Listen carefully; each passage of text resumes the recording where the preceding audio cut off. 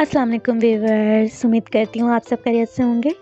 मैं आज आप लोगों के लिए दही बड़ों को नरम और मुलायम बनाने के लिए एक ज़बरदस्त सी टिप लेकर आई हूँ। इस टिप को इस्तेमाल करके आप बेसन के या फिर मूंग की दाल के अगर आप दही बड़े बना रहे हैं तो बहुत ही ज़्यादा नरम और मुलायम बनेंगे। चलो देखते हैं ये ज़बरदस्त सी टिप है क्या। आपको करना यूँ है कि जब आप बेसन घोलें या फिर दाल को आप अगर दाल के दही बड़े बना रहे हैं तो दाल को पीसें, तो पीसने के बाद उसके अंदर आपने 1 स्पून बस दही का शामिल कर देना है। इससे और उसको अच्छी तरह मिक्स करके उसके थोड़ी देर रख लीजिए इसको, और उसके बाद इससे आप मूंग की दाल के या बेसन के दही बड़े बनाइए। आपके दही बड़े नहायत ही सॉफ्ट बनेंगे और मज़ेदार बनेंगे।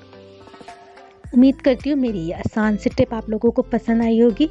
मेरी इसी तरह की आसान से टिप्स और रेमेडीज़ को हासिल करने के लिए मेरे चैनल को सब्सक्राइब कीजिए, मेरी वीडियोस को लाइक और शेयर कीजिए। अल्लाह हाफ़िज़।